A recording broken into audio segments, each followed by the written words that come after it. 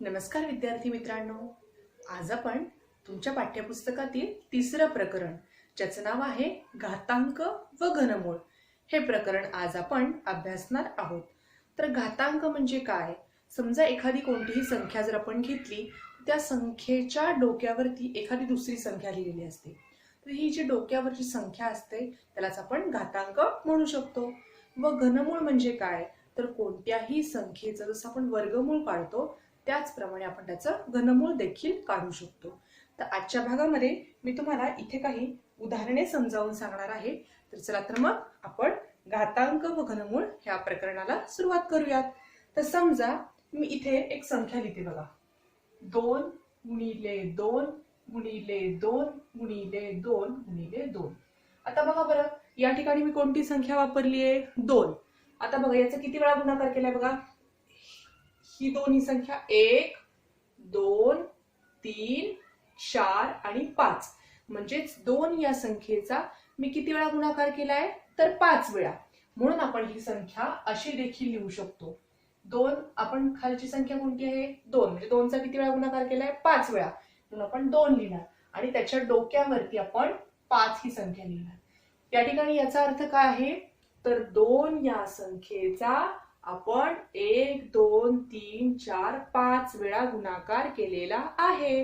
म्हणून ती संख्या 2चा 5वा घात असं आपण लिहू शकतो. यालाच आपण घातांक देखील म्हणू शकतो. मग या ठिकाणी 2 या संख्येला काय म्हणतात? तर 2 या संख्येला पाया म्हणतात. आणि 5 या संख्येला काय म्हणणार? मग याला घातांक म्हणणार आहोत. तर लक्षात घ्या मुलांनो, इथे 2 या संख्येचा आपण किती वेळा गुणाकार केलाय? 5 वेळा. म्हणून इथे पाया काय झाला? तर 2. आणि त्याचा किती वेळा गुणाकार केलाय? 5 वेळा. म्हणून आपण त्याला काय म्हणायचं? घातांक म्हणायचं. आणि ही संख्या आपण 2चा 5वा घात अशी देखील लिहू शकतो.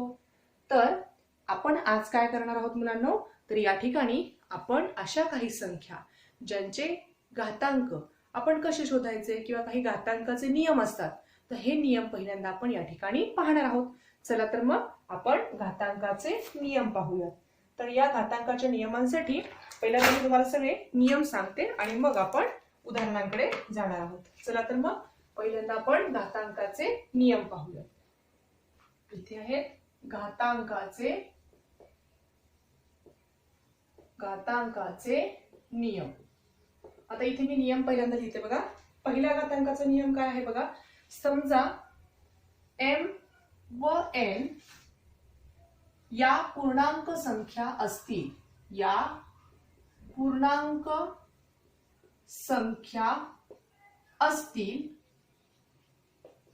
तर या ठिकाणी बघा m आणि n अशा दोन संख्या आपण घेतल्या आणि त्या संख्या कशा आहेत? तर पूर्णांक संख्या आहेत. तर त्यासाठी घातांकाचे नियम आहेत बघा. पहिला नियम मी या ठिकाणी लिहिणार आहे, a चा m वा घात गुणिले a चा n वा घात बरोबर a चा m अधिक n घात.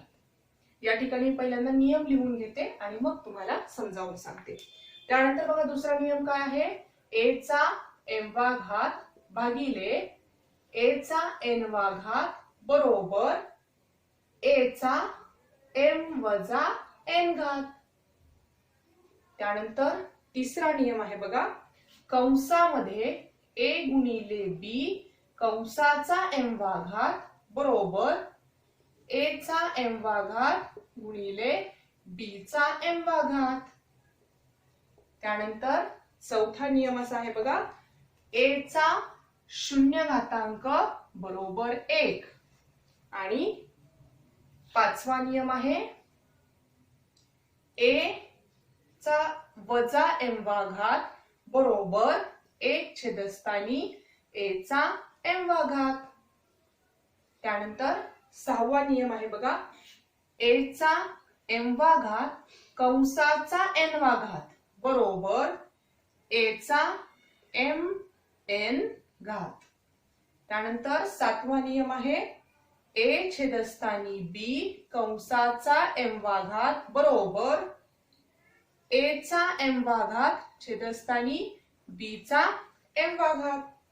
आणि शेवटचा आठवा नियम या ठिकाणी लिहिते बघा, आठवा नियम काय आहे तर ए छेदस्थानी बी याचा वजा एम वा घात बरोबर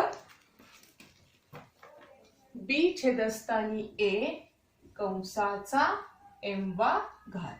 आता हे सर्व नियम मी मुलांना तुम्हाला समजावून सांगणार आहे. आता बघा या ठिकाणी घातांकाचे जे नियम आहेत तर ते नियम पाहण्यापूर्वी आपल्याला कोणत्या दोन संख्या घेणं अपेक्षित आहे तर या ठिकाणी बघा एम आणि एन या पूर्णांक संख्या आपण घेतलेल्या आहेत आणि त्या दोन्ही जर पूर्णांक संख्या असतील तर पहिला नियम काय आहे बघा गुणाकाराचा नियम आहे. इथे बघा ए चा एम वा घात हे वाचताना कसं वाचायचं ए चा एम वा घात गुणिले ए चा एन वा घात. या ठिकाणी बघा छेदस्थानचे जे चल आहेत ते कसे आहेत सारखे आहेत म्हणजे पायाकडचे चल कसे आहेत सारखे आहेत म्हणून ते चल आपण एकदाच लिहिलेलं आहे. त्यानंतर बघा गुणाकारामध्ये घातांकाची नेहमी बेरीज होते म्हणून या ठिकाणी ए चा काय आला एम अधिक एन वा घात. तर हा नियम तुम्ही कशा प्रकारे लक्षात ठेवायचा तर गुणाकारामध्ये घातांकाची बेरीज होते म्हणून नियम कसा लक्षात ठेवणार तर ए चा एम वा घात गुणिले ए चा एन वा घात बरोबर ए चा एम अधिक एन वा घात. तर गुणाकारामध्ये घातांकाची बेरीज होते. अशा प्रकारे तुम्ही हा पहिला नियम लक्षात ठेवू शकता. आता आपण दुसरा नियम बघूया. दुसऱ्या नियमामध्ये बघा ए चा एम वा घात भागिले ए चा एन वा घात. इथे कोणती क्रिया आहे तर भागाकाराची क्रिया आहे. या ठिकाणी पाया दोन्हीकडे सारखा आहे का तर बघा दोन्हीकडे पाया सारखा आहे म्हणून या ठिकाणी पाया सारखा असल्यामुळे आपण तसाच घेतला. आता इथे नियम लक्षात ठेवा भागाकारामध्ये घातांकाची वजाबाकी होते म्हणून काय आलं ए चा एम वजा एन म्हणून इथं आलं एम वजा एन वा घात. तर हा नियम तुम्ही कसा लक्षात ठेवणार तर भागाकारामध्ये घातांकाची वजाबाकी होते म्हणून हा दुसरा नियम तुम्हाला काय मिळालाय ए चा एम वा घात भागिले ए चा एन वा घात बरोबर ए चा एम वजा एन वा घात. अशा प्रकारे तुम्ही हे दोन्ही नियम लक्षात ठेवू शकता. बघा गुणाकारामध्ये घातांकाची बेरीज आणि भागाकारामध्ये घातांकाची वजाबाकी अशा प्रकारे तुम्ही हे दोन गुणधर्म लक्षात ठेवू शकता. आता आपण तिसरा गुणधर्म बघूया. आता इथे काय केलंय बघा तिसऱ्या गुणधर्मामध्ये दोन वेगळी चल घेतलेली आहेत. पहिलं आहे ए आणि दुसरं आहे बी आणि ही दोन्ही चल कुठे आहेत तर कंसाच्या आतमध्ये म्हणून या दोन्हींचा काय दिलेला आहे गुणाकार दिलेला आहे. तर लक्षात घ्या मुलांनो ए गुणिले बी म्हणजे ए हे चल वेगळी संख्या दर्शवणार आहे आणि बी हे चल सुद्धा वेगळी संख्या दर्शवणार आहे. मग या ठिकाणी बघा इथे या दोन्ही पद कंसाच्या आतमध्ये आहेत आणि त्याचा घातांक दिलेला आहे एम म्हणून या ठिकाणी आपण हे घातांक दोन्ही संख्यांना फक्त वेगळे करून लिहायचे आहेत. म्हणजेच ते कसे येणार आहे तर ए चा एम वा घात म्हणून इथं काय आलं ए चा एम वा घात गुणाकाराची क्रिया तशीच. त्यानंतर बी चा पण एम वा घात म्हणून इथे येणार आहे बी चा एम वा घात. तर या तिसऱ्या गुणधर्मामध्ये बघा फक्त हा जो घातांक आहे तो घातांक प्रत्येक पदाला वेगवेगळा फक्त आपण लिहिलेला आहे. गुणाकाराची क्रिया तशीच ठेवलेली आहे म्हणून तिसरा नियम काय आहे कंसामध्ये ए गुणिले बी कंसाचा एम वा घात. तो कसा आपण लिहू शकतो तर ए चा आपण एम वा घात गुणिले बी चा आपण एम वा घात. अशा प्रकारे हा तिसरा गुणधर्म आपण लिहू शकतो. आता आपण चौथ्या गुणधर्माकडे जाऊयात. बघा चौथा गुणधर्म काय आहे ए हे एक चल आहे घेतलेलं त्याचा घातांक किती लिहिलेला इथं 0. आता बघा बरं समजा मी इथं ए ची किंमत 2 घेतली 2 चा 0 घातांक याची किंमत किती येणार आहे 1 येणार आहे. आता इथे समजा मी ए ची किंमत 3 घेतली आणि 3 चा 0 घातांक त्याची सुद्धा किंमत 1च येणार आहे. म्हणजे कोणत्याही संख्येचा घातांक जर आपण 0 घेतला तर त्याची किंमत 1च असते. हा नियम खूप महत्वाचा आहे लक्षात ठेवायचा आहे सगळ्यांनी. या ठिकाणी लक्षात घ्या कोणत्याही संख्येचा घातांक जर 0 असेल तर त्याची किंमत 1 असते. आता आपण पाचवा गुणधर्म बघूया. तर पाचव्या गुणधर्मामध्ये बघा ए चा वजा m वा घात दिलेला आहे. ए चा वजा m वा घातांक दिलेला आहे. तर या ठिकाणी लक्षात घ्या इथला जो घातांक आहे तो ऋण संख्या आहे. मग या ठिकाणी आपण हे संपूर्ण पद या ठिकाणी कसं लिहिले बघा 1 छेदस्थानी ए चा m वा घात. आता जर समजा या पदाचा पहिल्यांदा आपण विचार करूया. जर ए चा m वा घात हे संपूर्ण पद कुठे आहे छेदस्थानी आहे. जर मला हे संपूर्ण पद जर अंशस्थानी न्यायचं असेल तर काय बदलतं फक्त चलाचा घातांक बदलतो. मग तो काय होणार आहे वजा. म्हणजेच या पदापासून आपण या पदाकडे या ठिकाणी जाऊ शकतो. छेदस्थानी जर ए चा m वा घात असेल तर घातांक इथे अंशस्थानी जर ते पद लिहिलं तर काय होतं फक्त घातांकाचं चिन्ह बदलतं. म्हणून या ठिकाणी तुम्हाला ए चा वजा m वा घात मिळणार आहे. जर इथे वजा चिन्ह असेल तर त्या ठिकाणी हे पद जर तुम्ही अंशस्थानी लिहिलं तर काय होणार मग तर या ठिकाणी ए च इथे जर वजा चिन्ह असेल तर अंशस्थानी नेताना ए चा m वा घातांक होणार आहे. मी या ठिकाणी ते सूत्र लिहून दाखवते बघा. जर समजा तुम्हाला अशी संख्या दिलेली असेल 1 छेदस्थानी ए चा वजा m वा घात तर जेव्हा हे संपूर्ण पद जेव्हा आपण अंशस्थानी नेतो तर तेव्हा ते काय होणार आहे ए चा m वा घात म्हणजे चिन्ह काय होणार आहे बघा वजाचं चिन्ह होतंय अधिक. आता इथं अंशस्थानी वजा चिन्ह म्हणून छेदस्थानी जाताना ते अधिक होणार आहे. चिन्ह फक्त घातांकाचं आपल्याला बदलायचं आहे. तर अशा प्रकारे हा एक नियम आहे आणि हा दुसरा नियमही तुम्ही तयार करू शकता. अशा प्रकारे हा पाचवा नियम आपण पाहिलेला आहे. आता आपण सहाव्या नियमाकडे जाऊयात. तर सहाव्या नियमामध्ये बघा कंसामध्ये ए चा m वा घात दिलेला आहे आणि त्या संपूर्ण कंसाचा n वा घात दिलेला आहे. मग या ठिकाणी काय करायचं तर लक्षात घ्या इथे a हे चल आहे ते आपण तसंच लिहिणार आहोत आणि इथे लक्षात घ्या हा घातांक आहे ए चा आणि त्या संपूर्ण घाताचा घात दिलेला आहे n. म्हणून या ठिकाणी घातांकाचा गुणाकार होतो. म्हणून इथे येणार आहे ए चा m गुणिले n वा घात. म्हणून या ठिकाणी बघा फक्त फरक कशामध्ये आहे एका कंसाचा फरक आहे. इथे जर समजा आपण कंस फक्त काढून टाकलेला आहे मग या ठिकाणी कंस काढताना घातांकाचा काय होतो गुणाकार होतो. म्हणून या ठिकाणी ए चा m वा घात कंसाचा n वा घात याची किंमत कशी मिळणार आहे चल तसंच ठेवायचं फक्त घातांकाचं काय येणार आहे इथे गुणाकार mn म्हणजे या ठिकाणी गुणाकाराची क्रिया आहे. म्हणून इथे येणार आहे m आणि n म्हणजेच m गुणिले n. हा झाला सहावा नियम. आता आपण सातवा नियम बघूया. तर या ठिकाणी बघा कंसामध्ये दोन चल दिलेली आहेत. अंशस्थानी आहे a आणि छेदस्थानी आहे b. तर या ठिकाणी बघा कंसामध्ये a छेदस्थानी b अशी दोन चल दिलेली आहेत आणि संपूर्ण कंसाचा घातांक किती आहे m. म्हणून आपण फक्त या ठिकाणी काय करू शकतो जसं गुणाकारामध्ये आपण घातांक इथे वेगळे करून लिहिले की नाही त्याचप्रमाणे इथे भागाकारामध्ये पण हे घातांक आपण वेगळे करून लिहू शकतो. म्हणून या ठिकाणी काय येणार आहे ए चा m वा घात म्हणून इथं आलं ए चा m वा घात छेदस्थानी b चा m वा घात म्हणून इथं आलं b चा m वा घात. तर लक्षात घ्या इथे गुणाकारामध्ये जसे घातांक आपण वेगवेगळे केले तसेच इथे भागाकारामध्ये पण आपण घातांक वेगळे करू शकतो. आता आपण आठव्या नियमाकडे जाऊयात. तर आठवा नियम असा आहे बघा ए छेदस्थानी b कंसाचा वजा m वा घात. आता लक्षात घ्या इथे आपण काय केलं होतं धन m म्हणजे अधिक m घेतले होते. इथं फक्त काय केलेलं आहे चिन्ह बदललेलं आहे. तर या ठिकाणी बघा पुढे तुम्हाला असं वाटेल की हे आणि हे सारखंच आहे पण नाही ते सारखं नाहीये. इथे काय बदल केलाय बघा ए छेदस्थानी b कंसाचा वजा m वा घात. तर या ठिकाणी जर मला घातांक धन हवा असेल इथे तर फक्त काय करावं लागतं कंसातल्या पदांची अदलाबदल करावी लागते. म्हणून या ठिकाणी बघा काय बदल झालाय अंशस्थानची संख्या छेदस्थानी गेलीये छेदस्थानची संख्या अंशस्थानी गेलीये. म्हणून या ठिकाणी ही किंमत काय मिळाली b छेदस्थानी a कंसाचा m वा घात. तर मुलांनो या ठिकाणी आपण घातांकाचे अनुक्रमे हे सर्व 8 नियम आपण पाहिलेले आहेत. तुम्ही हे 8ही नियम तुमच्या वहीमध्ये लिहायचे आहेत आणि ते लक्षात ठेवायचे आहेत.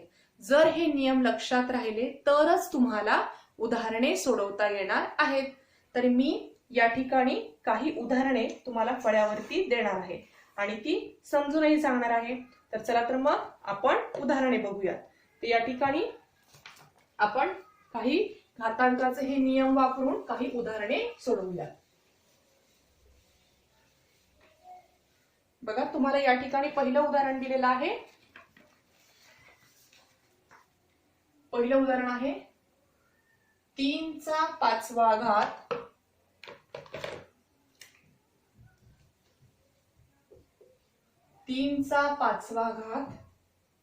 गुणिले 3चा दुसरा घात बरोबर 3चा कितवा घात असेल अशी तुम्हाला चौकट दिलेली आहे. तर या ठिकाणी बघा, इथे गुणाकाराची क्रिया आहे. तर गुणाकारामध्ये घातांकाची काय होते, बेरीज होते. म्हणून या ठिकाणी काय करायचं, तुम्हाला फक्त 5 आणि 2 ची बेरीज. इथे पाया समान आहे का हे पहिल्यांदा पाहायचं. पाया समान आहे म्हणून तो दिलेलाच आहे. मग गुणाकारामध्ये घातांकाची काय होते, बेरीज. मग 5 आणि 2 किती येणार आहे, 7. म्हणून इथे उत्तर येणार आहे 7. आता आपण दुसरं उदाहरण पाहूया. दुसरं उदाहरण असं आहे बघा, 3चा 7वा घात भागिले 3चा 9वा घात बरोबर 3चा कितवा घात असेल असं विचारलेलं आहे. बघा, या रिकाम्या चौकटी फक्त भरायच्या आहेत. आता बघा, इथे दोन्हीकडचा पाया सारखाच आहे. दोघांमध्ये कोणती क्रिया आहे, तर भागाकाराची क्रिया आहे. मग भागाकारामध्ये काय होतं, घातांकाची वजाबाकी होते. मग आता वजाबाकी करताना काय करायचं, बघा 7 आणि 9 यांची वजाबाकी करायची आहे. मग 7 वजा 9 म्हणजेच काय येणार आहे, इथे वजाबाकी करताना मोठ्या संख्येतून आपण लहान संख्या वजा करणार. म्हणजे 9 मधनं 7 गेले 2 उरतील. उत्तराला मोठ्या संख्येचं चिन्ह म्हणून इथे येणार आहे -2. तर इथे 7 वजा 9 उत्तर येणार आहे -2. तर इथे चिन्ह लिहायला विसरायचं नाही. आता आपण तिसरं उदाहरण पाहूया. तिसरं उदाहरण दिलेलं आहे बघा, 3चा 4था घात कंसाचा 5वा घात. या ठिकाणी तुम्हाला पुढे दिलेलं आहे. मग 3चा कितवा घात येईल. आता इथे लक्षात घ्या मुलांनो, कंसाच्या आतमध्ये पाया कोणता आहे, 3. मग तो तसाच दिलेला आहे. मग या ठिकाणी याचा घातांक आहे 4 आणि इथला घातांक आहे 5. इथे घातांकाचं काय होणार आहे, गुणाकार होणार आहे. म्हणून 4 आणि 5चा गुणाकार येणार आहे 4 गुणिले 5 20. या ठिकाणी उत्तर मिळेल तुम्हाला 20. आता चौथं उदाहरण पाहूयात आपण. तर चौथ्या उदाहरणामध्ये बघा, 5चा वजा 3रा घात बरोबर 1 छेदस्थानी 5चा कितवा घात. आता बघा, फक्त काय करायचं, मी काय सांगितलं होतं, हे संपूर्ण पद कुठं आहे, अंशस्थानी. त्या पदाला छेदस्थानी नेताना फक्त काय करायचं, घातांकाचं चिन्ह बदलायचं. मग इथे वजाबाकीचं चिन्ह आहे. मग छेदस्थानी जाताना कुठलं चिन्ह येणार आहे, तर धन चिन्ह येणार आहे. म्हणून इथं फक्त येणार आहे 3 ही संख्या. म्हणून या ठिकाणी आपल्याला मिळणार आहे 1 छेदस्थानी 5चा 3रा घात. आता आपण 5वं उदाहरण पाहूया. तर या ठिकाणी बघा, 5वं उदाहरण दिलेलं आहे 5चा 0 घात बरोबर किती असेल मग, तर या ठिकाणी बघा, कोणत्याही संख्येचा घातांक जर 0 असेल तर त्याची किंमत किती असते, 1. तो नियम आपण या ठिकाणी वापरणार. याची किंमत येणार आहे 1. अशा प्रकारे 5चा 0 घात बरोबर 1 ही किंमत मिळेल. आता आपण 6वं उदाहरण पाहूया. इथे बघा, 5चा 1 घात बरोबर किती. आता लक्षात घ्या मुलांनो, इथं तुम्हाला एकच चल दिलेला आहे. या ठिकाणी 5चा 1 घात म्हणजेच या ठिकाणी एका चलाचा घातांक, तुम्हाला 5चा घातांक काय दिलेला आहे, 1. मग या ठिकाणी त्याला काय करायचं, फक्त इथे कोणता नियम तुम्ही वापरणार, तर इथे तुम्हाला त्याची किंमत लिहायची आहे. तर या ठिकाणी 5चा 1 घात म्हणजे याचं उत्तर येणार आहे 5. त्यानंतर इथे तुम्ही जर आपण या ठिकाणी नियम जर वापरला तर या ठिकाणी नियमानुसार आपल्याला दुसरं एक उत्तर या ठिकाणी काय मिळू शकतो बघा. इथं a चा वजा m वा घात हा जर नियम आपण वापरला तर या ठिकाणी तुम्हाला याची किंमत काय मिळणार आहे, तर त्याची किंमत तुम्हाला या ठिकाणी इथे याची किंमत काय मिळेल, मग 5चा 1 घात बरोबर 1 छेदस्थानी 5चा वजा 1 घात अशी देखील किंमत तुम्ही लिहू शकता. तर नियमाचा वापर करून जर लिहिलं तर आपल्याला इथे ही किंमत मिळणार आहे. आणि जर याची किंमत असेल तर आपल्याला याचं 5चा 1 घात म्हणजे याची किंमत येणार आहे 5. अशा प्रकारे दोन्ही प्रकारे आपण ही लिहू शकतो. नियमानुसार जर आपण लिहिलं तर या ठिकाणी बघा घातांक किती आहे, धनसंख्या मग इथे धनसंख्या म्हणजे इथे काय होणार आहे, ऋण संख्या. तर तुम्ही अशा प्रकारेही लिहू शकता. त्यानंतर 7वं उदाहरण आपण पाहूयात बघा. 7व्या उदाहरणामध्ये तुम्हाला दिलेलं आहे कंसामध्ये 5 गुणिले 7 कंसाचा वर्ग बरोबर 5चा कितवा घातांक असेल गुणिले 7चा कितवा घातांक असेल हे तुम्हाला लिहायचं आहे. तर या ठिकाणी बघा 5 गुणिले 7 कंसाचा वर्ग आहे म्हणजे पहिल्या पदाचा वर्ग, म्हणून या ठिकाणी काय येणार आहे 5चा वर्ग, आणि दुसऱ्या पदाचा पण वर्ग म्हणून 7चा पण काय येणार आहे वर्ग. म्हणजे फक्त काय करायचंय, घातांक आपल्याला वेगळे करून लिहायचे आहेत. त्यानंतर 8वं उदाहरण बघा.